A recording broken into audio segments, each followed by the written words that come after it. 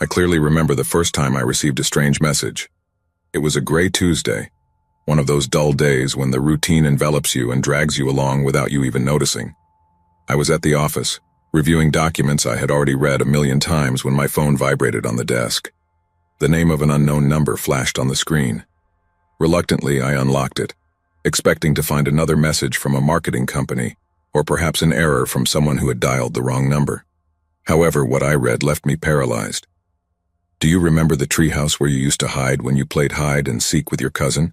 Surely you do, it was your favorite place. For a moment, time seemed to stand still. I stared at the message, unable to process what I had just read. The treehouse. It was a secret corner of my childhood, a place I used to consider my personal refuge.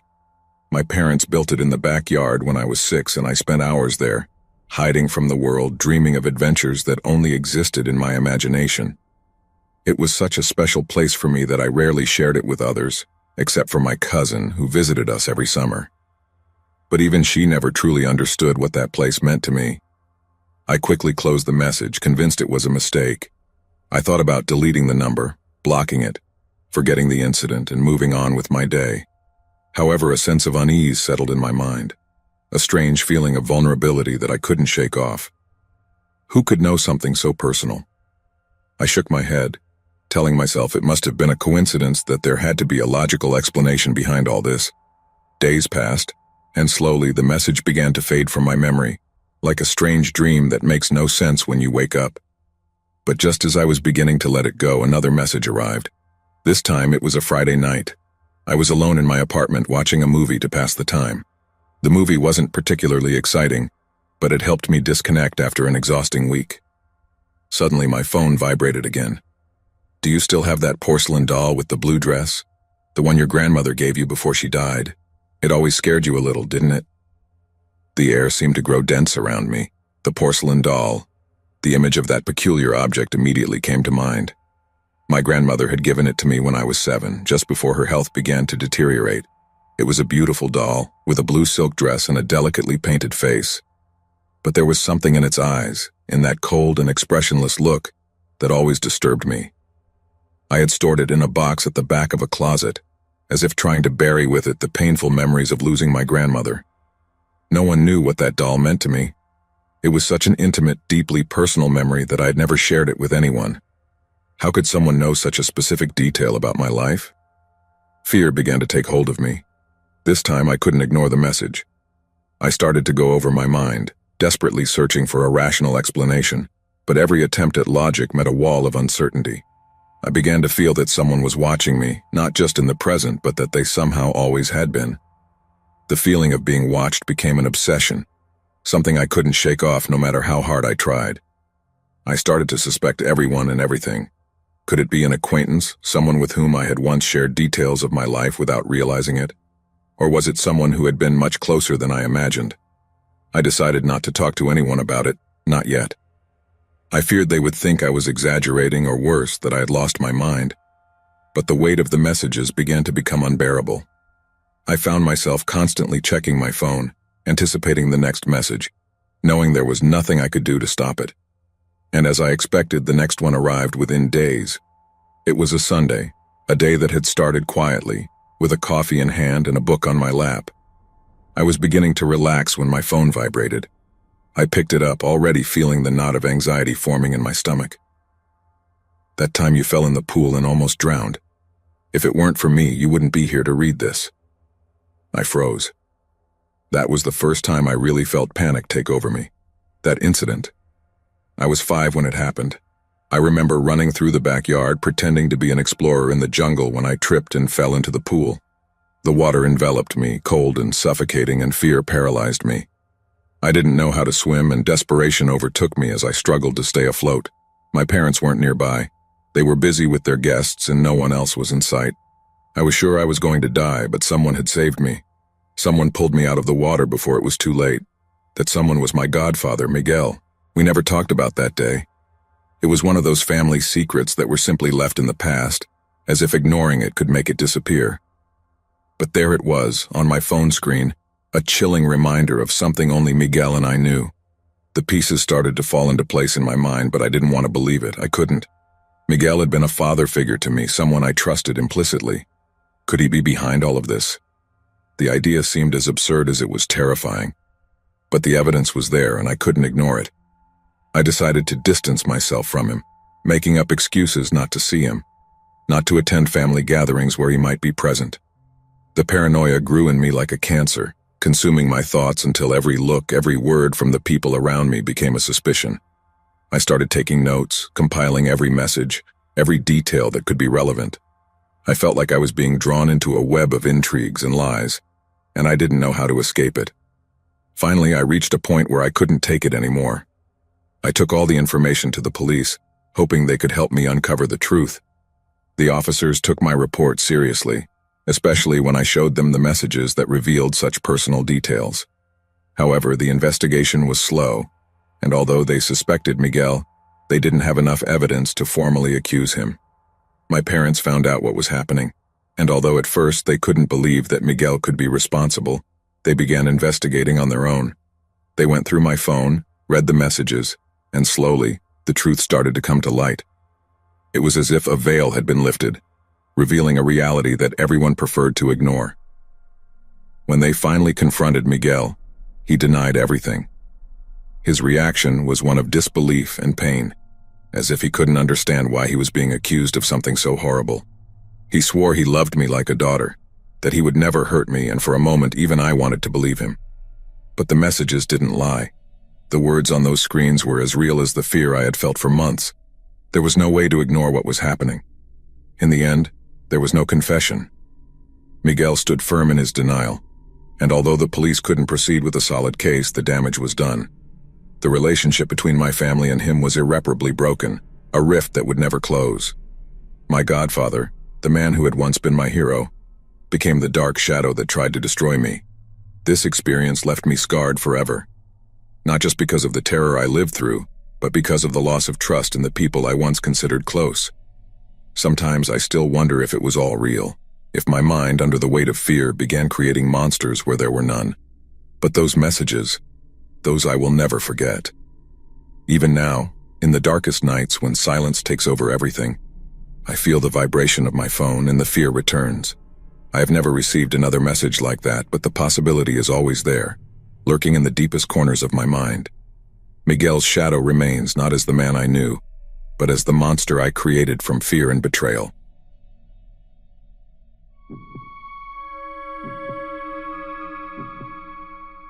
Sometimes I wonder at what point everything went wrong, at what precise moment my life took that dark turn from which I still haven't been able to escape.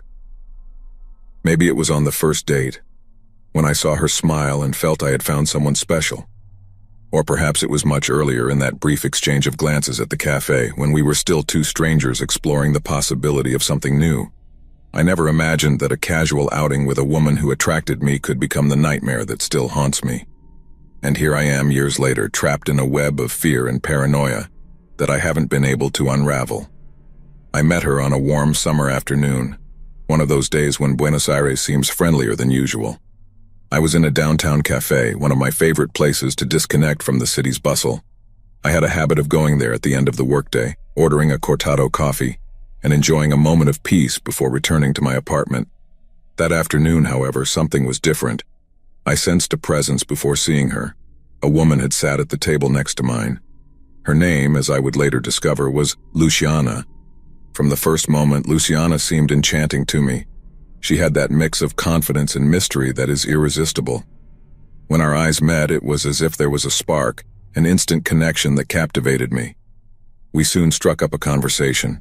We started talking about trivial things, as often happens in first encounters, but soon the chat deepened, and I found myself sharing details of my life that I usually keep to myself.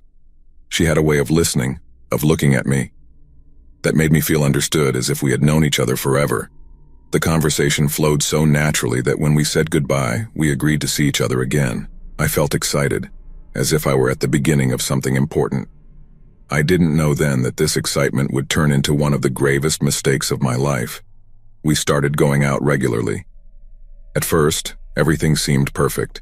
We toured the most emblematic places in the city, went to dinners in small, cozy restaurants, and had long talks about life, the future, and our dreams. There was something about Luciana that attracted me deeply. It seemed like she understood every word I said, that she shared my concerns and ambitions. But over time, I began to notice small signs, details that at the moment I didn't consider important, but now see as the first cracks in the perfect facade. Luciana had a tendency to appear in places where I didn't expect to see her, as if she always knew where I would be. At first, I took it as a pleasant coincidence, a sign of her interest in me. But then it began to unsettle me. I started to feel that I had no space, that there was no place in my life where I could be alone. She seemed to know things about me that I had never told her, intimate details that I didn't recall mentioning. Sometimes, she would call me at strange hours in the middle of the night, and if I didn't answer, she would send increasingly insistent messages. The moment when everything truly changed was one night after dinner at a restaurant in Palermo. We were walking back to my car when suddenly her mood shifted. I noticed it in her expression, in the way she stopped looking at me and focused on the ground. When I tried to ask her what was wrong, she responded with a coldness I had never seen in her before. "If you ever go with someone else, I swear you won't get away with it. I'll make you pay for every second you've made me suffer." She said it with a smile that didn't reach her eyes. It was as if there were a chasm between the expression on her face and the threat in her words. I felt a chill run down my spine, but tried to rationalize it. I convinced myself that she was simply upset, that she had a bad day, or maybe she was jealous of something she had imagined. I didn't think much more of it at the time, but that phrase remained etched in my mind, a dark shadow I couldn't ignore. As time passed, her behavior became more erratic. She started constantly questioning me about whom I talked to, where I went, and what I did when I wasn't with her. If I didn't respond to a message immediately, her reaction was disproportionate. She would call me incessantly, leaving voicemails that alternated between inconsolable sobbing and restrained fury. The situation began to overwhelm me, but I still didn't want to see reality. I told myself that she just needed space, that eventually, everything would calm down. One afternoon, after a long day at the office, I returned to my apartment and found an envelope on my door. It had no sender, only my name written by hand. I opened it without thinking much, expecting to find some advertisement or a misdelivered letter. But what I saw inside froze me. A photo of my mother, clearly taken without her knowledge as she left her house. There was no note, just the image. My mind filled with questions and assumptions. How had that photo gotten there? Who had taken it and why? But above all, how had my mother become involved in all this? Fear began to invade every corner of my life. I found myself constantly checking my surroundings, looking for any sign that someone was following me. I tried to calm down, telling myself there was no concrete proof that Luciana was behind all this. But the suspicion wouldn't leave me alone. Everything pointed to her, even though I didn't want to admit it. Things became undeniable when one night after visiting a friend, I found Luciana waiting at the door of my building. It was late, and the street was almost deserted. Her presence there both surprised and unsettled me. Her face was pale, and there was something in her eyes I hadn't seen before. A mix of desperation and madness that put me on alert. She told me we needed to talk, that she couldn't bear the thought of losing me, that she would do anything to keep me by her side. I tried to calm her, to make her understand that her behavior was crossing boundaries, but she wouldn't listen. As she spoke, she pulled a knife out of her purse and showed it to me. "If I can't have you," she said, "then no one else will." My heart raced. I didn't know how to react. I was a step away from her, close enough to try to take the knife away, but I feared any wrong move could trigger something irreversible. I took a deep breath and tried to reason with her, telling her what she wanted to hear, that I wouldn't leave her, that everything would be okay. Slowly, her expression began to soften. When she finally calmed down, I accompanied her to a taxi and watched her drive away. That night, I couldn't sleep a wink. I sat on my couch, replaying what had happened over and over again.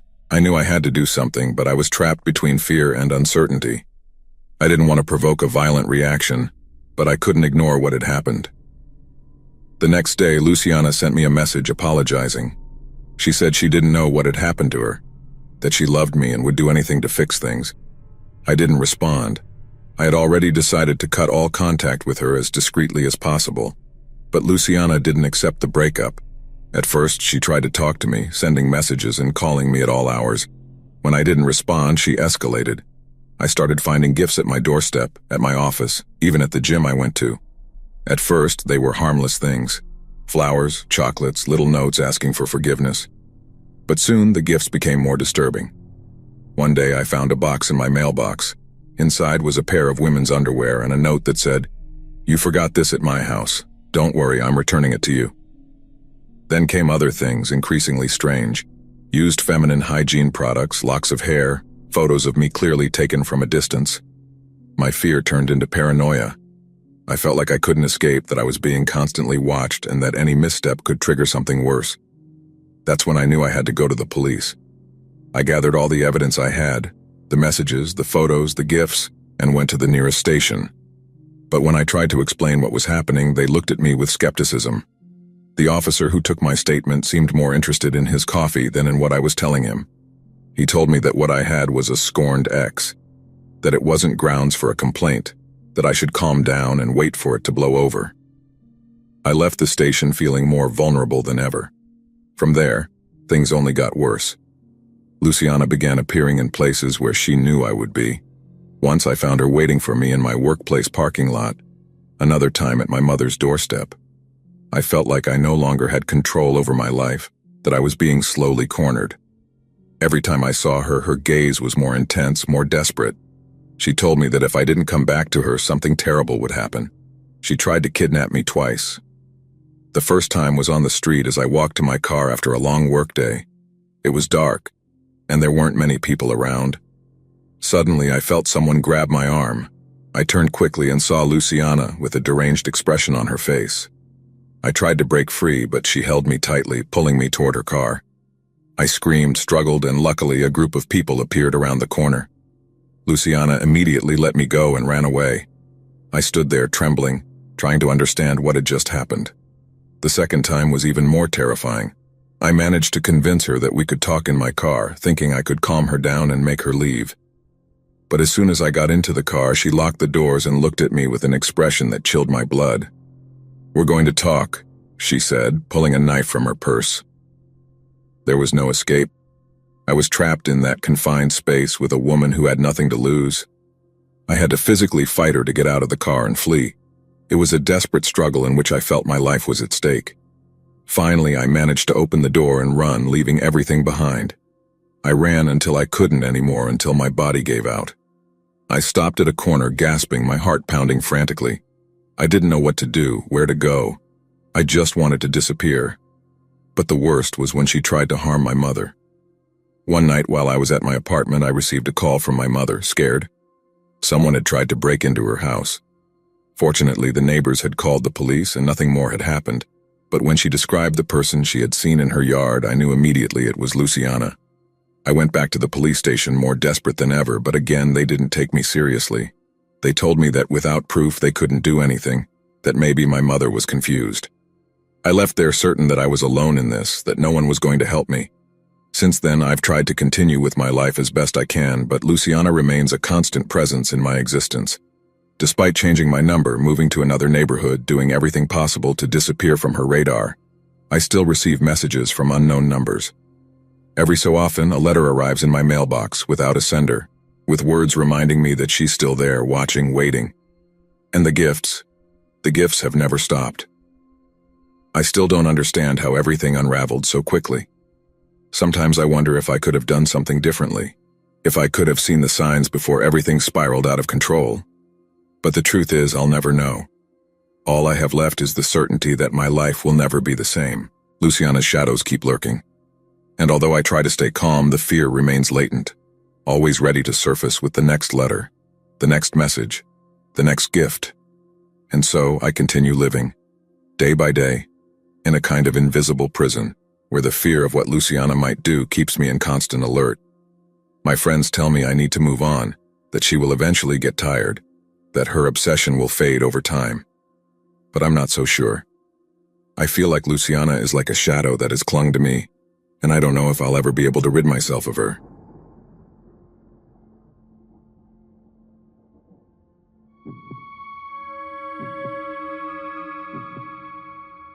I remember the excitement I felt when they told me I had gotten the job.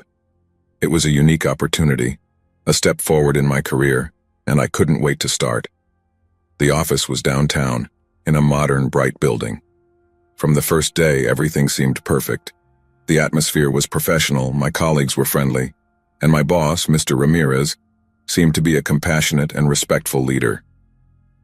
I didn't know then that those first days of enthusiasm and hope would turn into one of the most terrifying experiences of my life. I started working in that office not long ago, just over 6 months. I had arrived with high expectations, hoping to learn and grow in my field. The routine was typical of any office: meetings, emails, calls, and a work pace that, while intense, kept me motivated.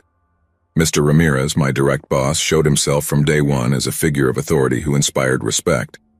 He had a calm way of speaking, always with a smile on his face, and he took the time to get to know each member of his team. At first, I felt fortunate to have such a boss. He gave me advice on how to improve my performance, involved me in important projects, and seemed always available to help me. However, little by little, that feeling of comfort began to fade, giving way to an unease that I couldn't fully identify. I remember it all started with small details, things that seemed insignificant at the time. Comments that, though kind, had a tone I couldn't quite interpret.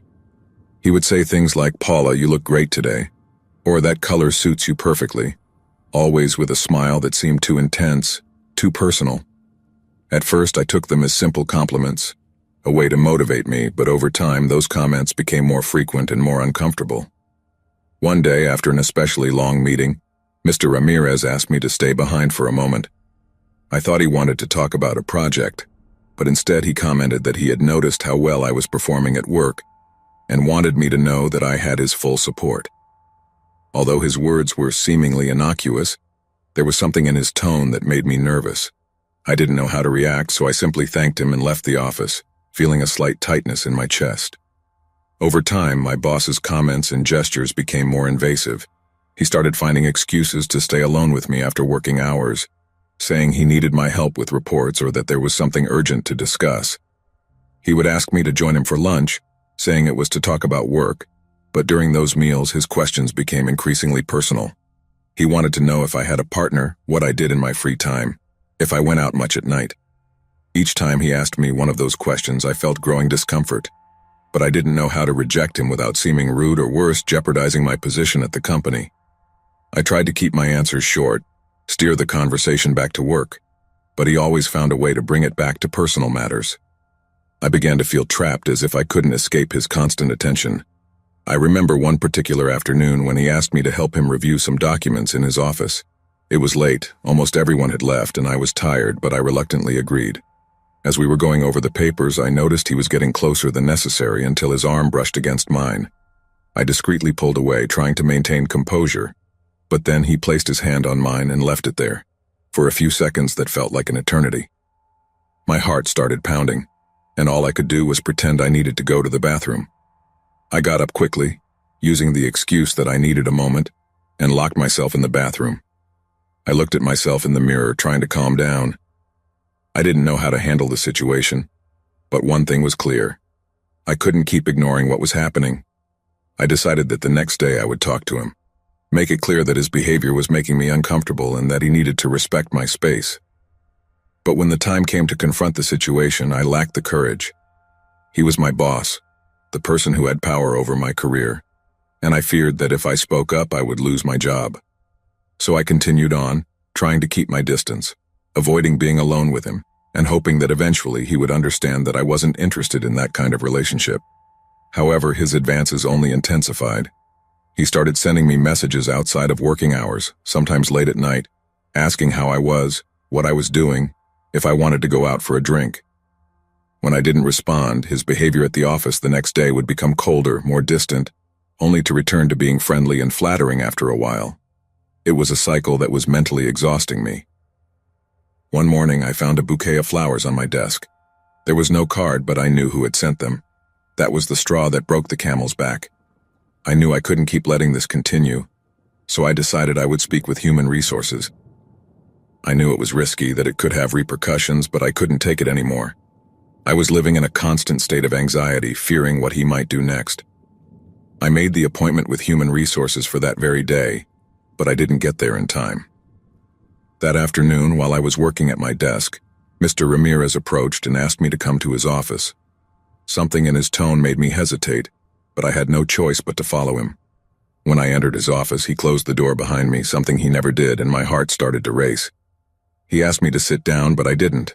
I stood there, waiting for him to speak, but he just looked at me with an expression I couldn't decipher.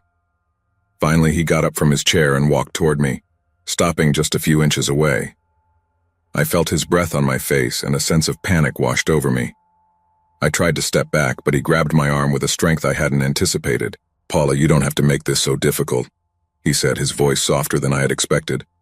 "I know you feel something for me. I've seen it in your eyes. You don't have to be afraid." His tone was conciliatory, but there was something in his gaze that terrified me. I tried to pull away, but his grip tightened. "Ramirez, let go of me," I managed to say, my voice trembling. But he didn't let go. Instead, he pushed me against the wall, and I knew I was in real danger. My mind clouded with fear, and all I could think about was escaping. At that moment, he pulled a shiny object from his pocket. A knife. My body froze in terror as I saw the blade gleam under the fluorescent light. "You don't have to be afraid," he said, as if his words could calm the terror I was feeling. "I don't want to hurt you. I just want you to understand that we are meant to be together. And if it can't be that way, then it will be another way." I felt my world collapse at that moment. I swallowed hard, trying to find my voice, anything that could get me out of that situation. "Please don't do this," I begged, tears starting to fill my eyes. But he wasn't listening. In his mind, he had already made a decision. What happened next occurred in the blink of an eye. He lunged at me with the knife raised, and everything became a whirlwind of movement and desperation. I fought with all my strength, trying to disarm him, but I felt the knife cut my skin, a sharp pain that tore a scream of despair from me. I don't know how, but I managed to push him with all my strength. He fell backward, hitting his head on the edge of the desk, and the knife slipped from his hand. At that moment, I knew I had to act quickly. With adrenaline pumping through my veins, I ran to the door, staggering from the wound, and yanked it open. I screamed for help as blood dripped from my arms, staining the office floor. Everything was a blur after that. My colleagues came running, found Mr. Ramirez unconscious on the floor and me in shock, clutching my bleeding arm. Someone called an ambulance, and within minutes I was being taken to the hospital. The pain was intense, but more than the physical pain, it was the terror that consumed me. I was in a state of shock, trying to process what had just happened, but everything seemed unreal, as if I were trapped in a nightmare from which I couldn't wake up. At the hospital, they attended to me immediately. The wound on my arm was deep, but fortunately it hadn't damaged any major arteries. However, the emotional trauma left by the attack was something that stitches couldn't repair. As the doctors worked on my arm, my mind remained trapped in that office, reliving every moment, every second of terror I had experienced. The following days were a blur. I was in serious but stable condition, and the doctors decided to keep me under observation for several days to make sure there were no complications. During that time, the police came to take my statement, and it was then that I learned what had happened to Mr. Ramirez after I was taken to the hospital. The blow to his head from the fall was more serious than it seemed. He had remained unconscious and was taken to the hospital in critical condition. The doctors managed to stabilize him, but the brain damage he suffered left him in a coma. When I heard this, I didn't know how to feel. Part of me felt relieved that he could no longer harm me, but another part was overwhelmed with guilt and confusion. How had it come to this? How could someone who seemed so normal, so kind, have done something like that to me? My family was by my side the entire time. My parents were devastated, unable to comprehend how something like this could have happened to their daughter. My friends also came to visit me, and everyone tried to console me, but I was in a state of numbness, unable to process what had happened. All I wanted was for everything to go back to normal, but I knew that was impossible. My life had changed forever. When I was finally discharged, I returned to my apartment, but nothing felt the same. Every corner reminded me of what had happened. The nights were the worst. I could barely sleep, and when I did, the nightmares haunted me. I would wake up sweating, my heart racing, reliving those moments in the office over and over again. I couldn't help but think about what would have happened if I hadn't managed to escape, if I hadn't had the strength to fight back. That thought tormented me.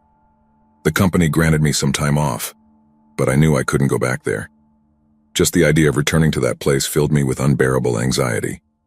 Eventually, I decided to resign. I knew I had to put distance between myself and everything related to that place, to that person who had tried to destroy me. Meanwhile, the authorities continued to investigate the case. As more details about Mr. Ramirez came to light, I realized that this wasn't the first time he had exhibited inappropriate behavior, though he had never gone this far. Some colleagues mentioned that he had always been a bit strange, but no one had imagined he could go to such extremes. No one had wanted to see the signs, including me. Finally, the day came when the police concluded their investigation. Although Ramirez was still in a coma, charges were filed against him. If he ever woke up, he would face several years in prison. When I heard this, I felt a mix of relief and sadness. Relief because he could no longer harm me, but sadness because, in a way, I had witnessed the destruction of two lives, his and mine. Even though he remains in a coma, I can't help but feel that the shadows of what happened still haunt me. Sometimes I wonder if I'll ever be able to leave that day behind, if I'll ever be able to feel safe again, to trust the people around me. I know it will take time, that emotional wounds take much longer to heal than physical ones, but I also know that I'm strong, that I survived something that could have easily cost me my life. I write this story as a way to release what I carry inside, to let go of some of the fear and anguish that still accompany me. It's not easy to relive those moments, but I feel it's necessary. I need to remember that although I was a victim, I was also a fighter. That although Ramirez tried to take everything from me, he didn't succeed. I'm here telling my story, and that means he didn't win. The future is still uncertain for me, but I know that with time I'll find a way to move forward. And although he remains in a coma, trapped in the darkness of his own demons, I'm determined not to let his shadow define my life. I've been through hell and back, and that has made me stronger. I'm not the same person who started working in that office months ago, but I'm learning to accept that reality and find a new way to move forward.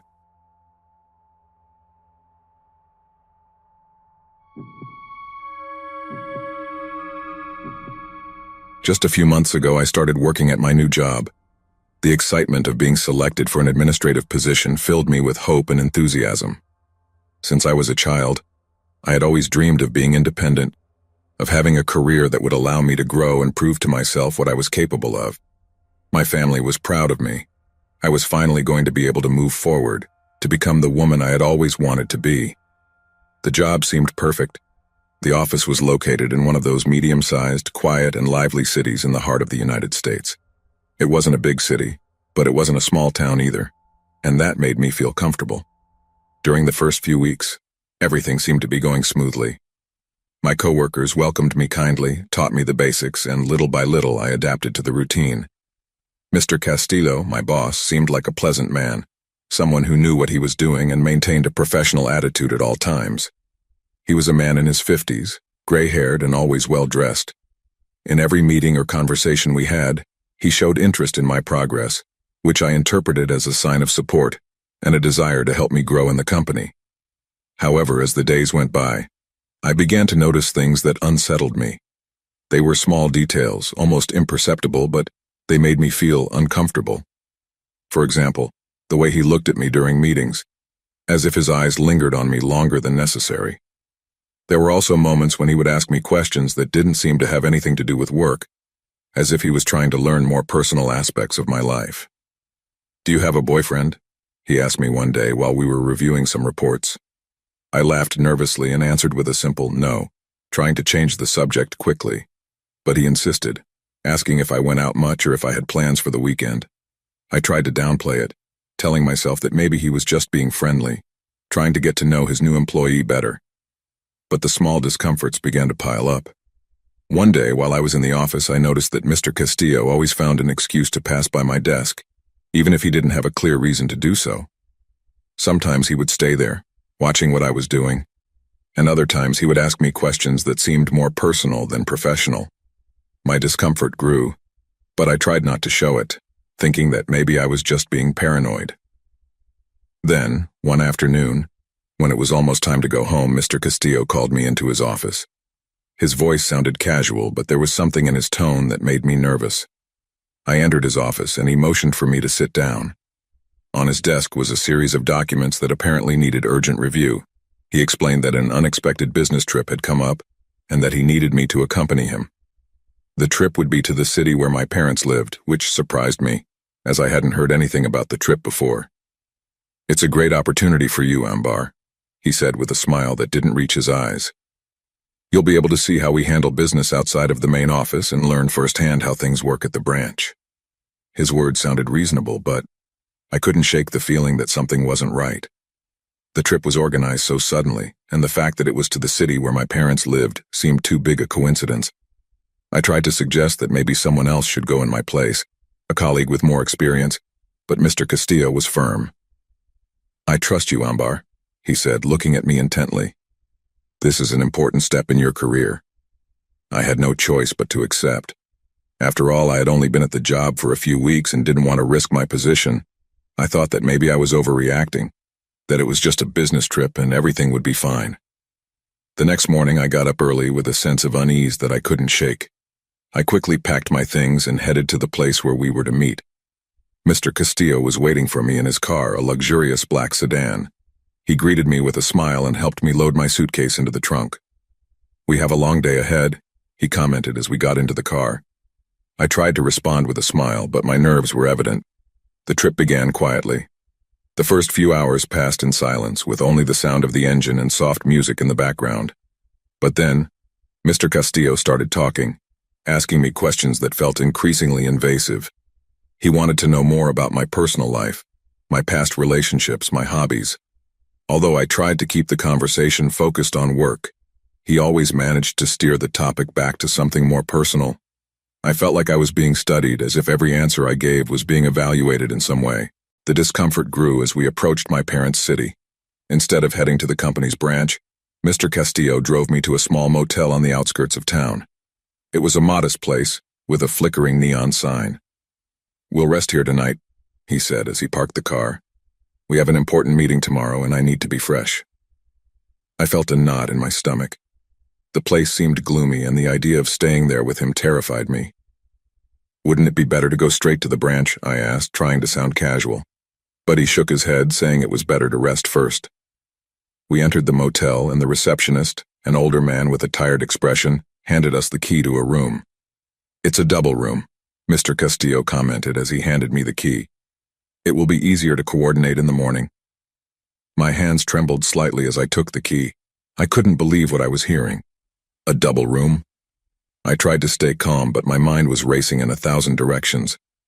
"Actually, I think it would be better if I stayed with my parents tonight," I suggested, trying not to sound desperate.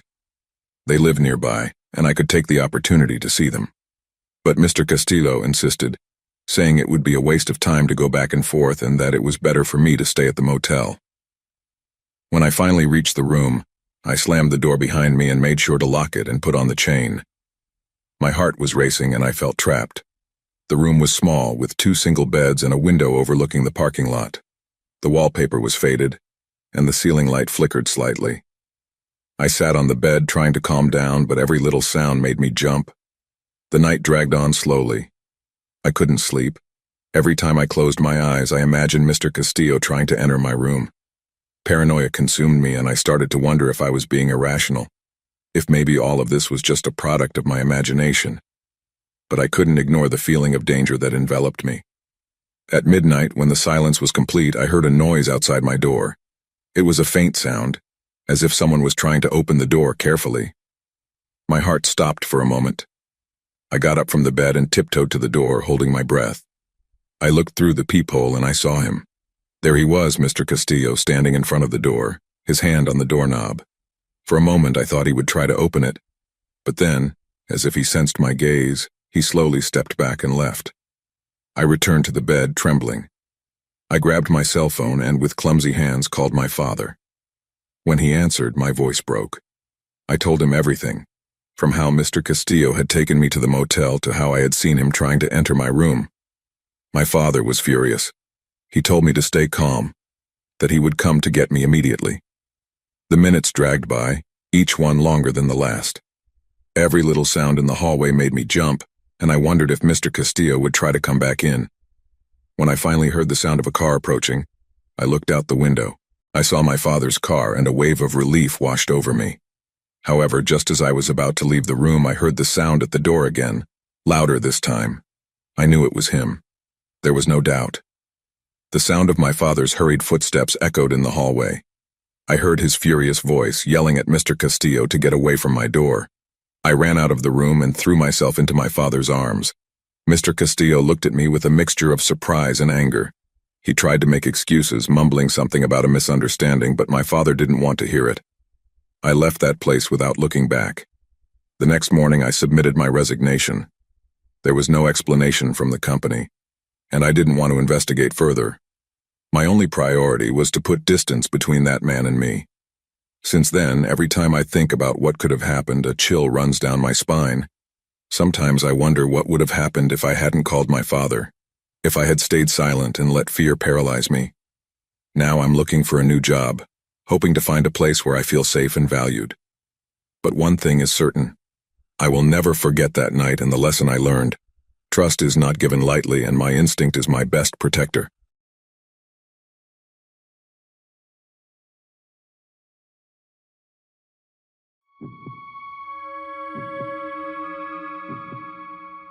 I remember that day with a clarity I wish I didn't have. It was a Tuesday afternoon, a day like any other. Or at least that's what I thought at the time. The gym was full of energy, with the constant sound of weights hitting the rubber floor, the rhythm of the background music keeping everyone motivated, and the murmur of conversations blending with the physical effort. I was in the middle of a CrossFit class, guiding my students through an intense routine. As I corrected the posture of one of the guys trying to do a deadlift, I felt a presence, something that made me look up. There she was, standing at the entrance of the gym, her silhouette framed by the light from outside that contrasted with the dimness inside. There was something about the way she stood there, so still, watching, that sent a chill down my spine. At first I didn't think much of it, assuming she was just waiting for her class to start. But when our eyes met, I knew something wasn't right. Her gaze was intense, fixed on me, as if there was no one else in the room, as if the rest of the world had ceased to exist for her.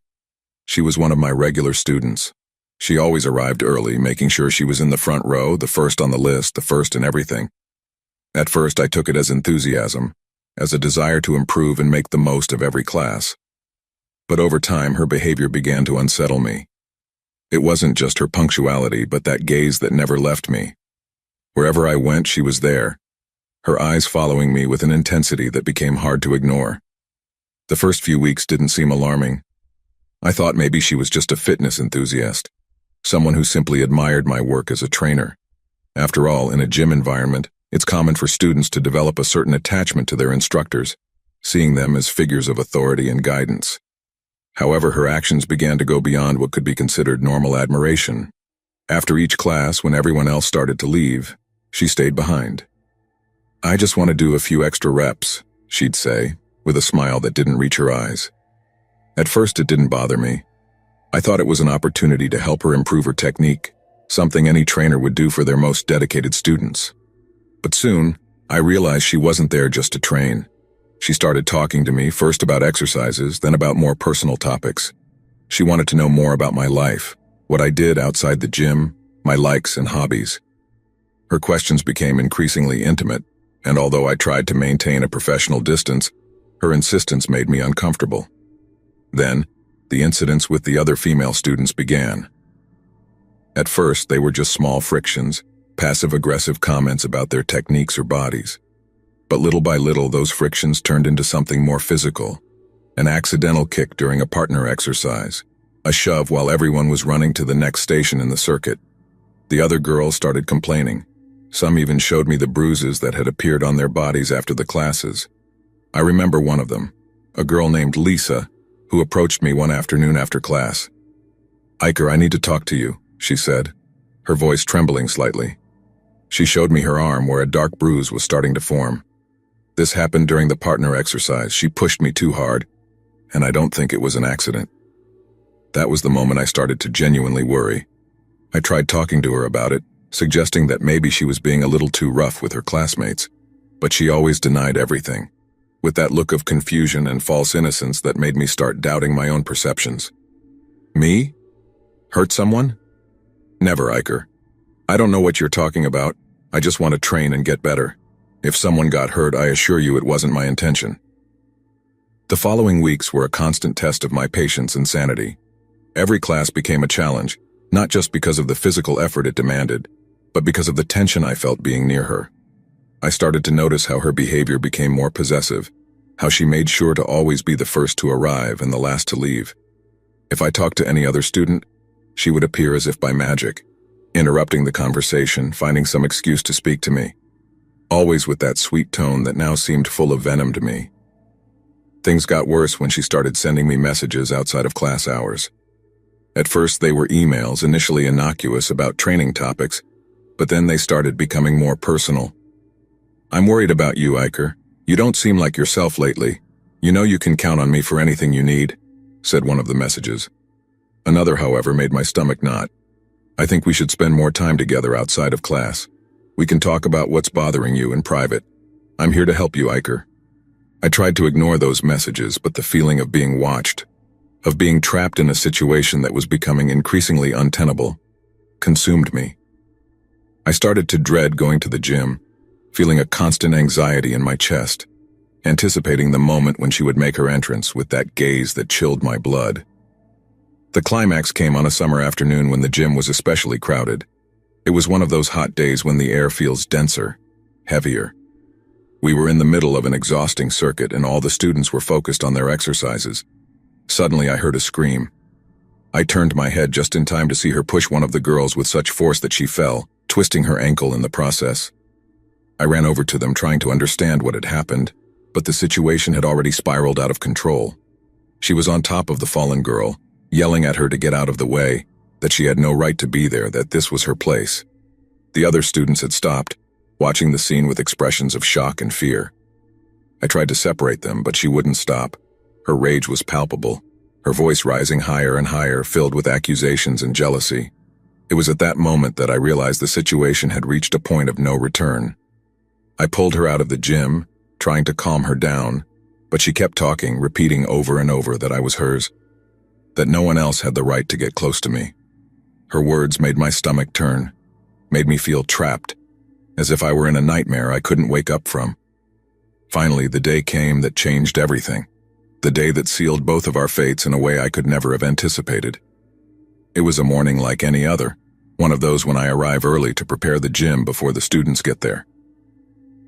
I was alone, going over the day's routines, organizing the equipment, when suddenly I saw her come in. She didn't have a class at that time, and her presence threw me off. She was wearing the same workout clothes as always, but there was something different about her. Her eyes were empty, her face pale, and she moved with a calmness that I found unsettling. She approached me, her footsteps echoing on the gym's rubber floor, and before I could react, she pulled a knife out of her bag. She held it with both hands, her fingers trembling but determined.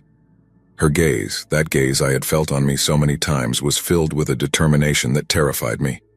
"Iker," she said in a voice that was barely a whisper, "you're mine. No one else can have you." My mind went blank, but my instinct drove me to try to calm her down, to speak softly to her, to try to get her to drop the knife. But there was nothing I could do. Her eyes, once filled with that obsessive intensity, now seemed lost in an abyss from which there was no return. In a desperate act, I tried to get closer, to take the knife away from her, but she was too quick. Before I could stop her, she plunged it into her stomach over and over again with a ferocity that left me paralyzed.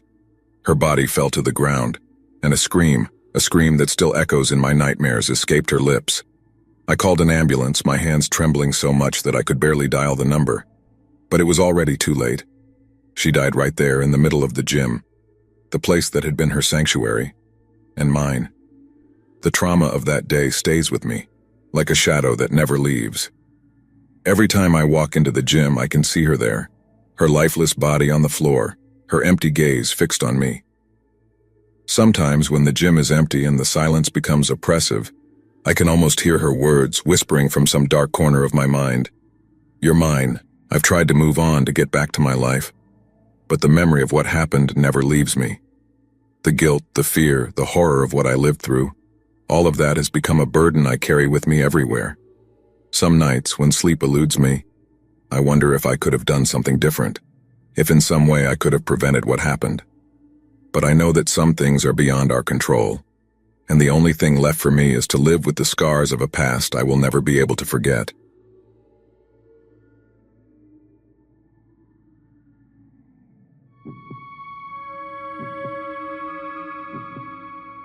In April 2020, a 17-year-old named Santiago, an avid nature lover, decided to go on an overnight hike in the Superstition Mountains in Arizona.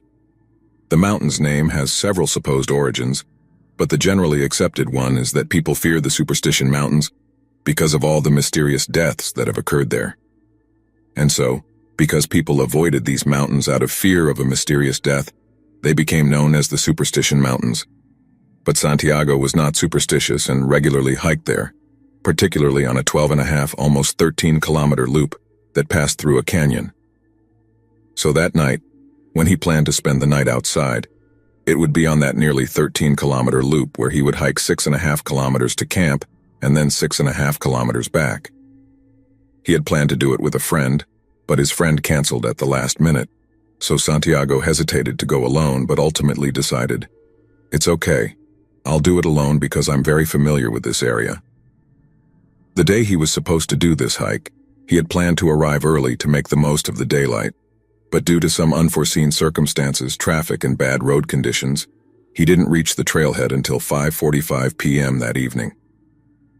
Santiago knew it was a bad idea to start this hike so late because he was going to run out of daylight. He probably wouldn't make it the full 6.5 kilometers to the spot where he planned to camp, but he thought that, given his good health and fitness, he could probably quickly reach the 3.5 or even 5-kilometer mark, where there were some suitable campsites. So he decided to take a bit of a risk and try to go as fast as he could and use the remaining daylight to reach a decent camping spot. But he couldn't move as quickly as he had thought, and soon the sun set, leaving him in complete darkness. He had his flashlight, but it was only able to illuminate about 3 meters ahead of him. At one point, he nearly fell off a rock, and he knew that if he had fallen, he would have been seriously injured. He was 25 kilometers away from the nearest place for help, in an area with poor cell phone coverage, and the paths to get out of there were dangerous. No one knew exactly where he was, and he realized he had made a pretty bad decision, and should stop right then, make camp, and not take any more risks. As it happened, there was a forest nearby, and he could see a clearing about 9 meters off the trail when he shined his flashlight. He walked toward that clearing and found that it was a perfect spot to camp. In fact, on the edge of this clearing were the remains of a fire pit. It was very old, but at least it showed that someone had camped right there before, and it seemed they had done so without any issues.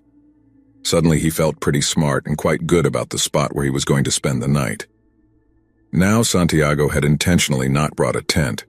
He liked to sleep on a mat with a sleeping bag on top, and then hang a tarp over him in case it rained. And since this clearing was surrounded by a bunch of pine trees, he was able to hang his tarp over the top, and it was perfect. Soon he lit a fire, opened a can of beans, and began eating his dinner. While he was eating, he started to get the feeling that something wasn't right, that something was out of place. He began scanning the tree line as if he was going to find something unusual, but his visibility was incredibly limited because he was sitting right next to a fire. And if you've ever sat next to a fire in a dark forest, your visibility is about 1.5 meters in a circle around the fire. You really can't see beyond that. His vision was also limited by all the pines surrounding his clearing, so he could really only see what was immediately around him, nothing more. He started to think, maybe that's it. Maybe I'm just nervous because I have no visibility. But as he was rationalizing that strange feeling in his stomach, a marble-sized stone came flying into the camp and landed at his feet. He looked at the stone and immediately connected it with that feeling of dread he'd had. He began to look around with a bit more aggression, but again his vision was very, very limited. So for the next 15 minutes, Santiago aggressively scanned the tree line and listened very carefully. He didn't hear anything, he didn't see any more stones thrown, and then he began to rationalize and convince himself that there was nothing wrong there, that the feeling he had wasn't something to worry about. He started telling himself, I must have kicked a stone, that's what happened, or maybe a stone fell from a tree. But in any case, it was something totally explainable and there's nothing to worry about, and after a while he convinced himself, got into his sleeping bag under the tarp and fell asleep. A couple of hours later, Santiago woke up with the same feeling of dread, but now it had returned with a vengeance. He couldn't hear anything. He couldn't see anything. But he definitely felt that something was wrong. At that moment, as he listened intently and watched very carefully, he heard the sound of crunching leaves, as if someone was walking on leaves about 30 or 40 meters from his camp. At first, he couldn't tell if this person or animal was walking toward his camp or away from it, but over the next 30 seconds the sounds began to fade, and he convinced himself that, well, they had gone, and everything was fine. But just in case, he wanted to grab his flashlight and point it in that direction. So he reached to his side where he had left it when he went to sleep a few hours earlier, but he couldn't find his flashlight. He was searching everywhere and couldn't find it, and he thought, that's strange. I had it right here next to my body and now it's gone. And that's when the alarm started going off in his head, because the only way the flashlight would move was if he moved it, and if it's not here, how did it move? So he jumped out of his sleeping bag, quickly got out from under the tarp, and began searching the ground in the immediate vicinity of where he had been sleeping to find this flashlight. And while he was searching, out of the corner of his eye he saw a light. He turned his head, and in the same direction where he had heard those footsteps, those crunching leaves while he was still lying down, he saw his flashlight lying on the ground about 10 meters away, which meant that someone or something had been less than a foot away from him to take this flashlight that was right next to him, while he slept deeply and completely defenseless, and had moved it over there.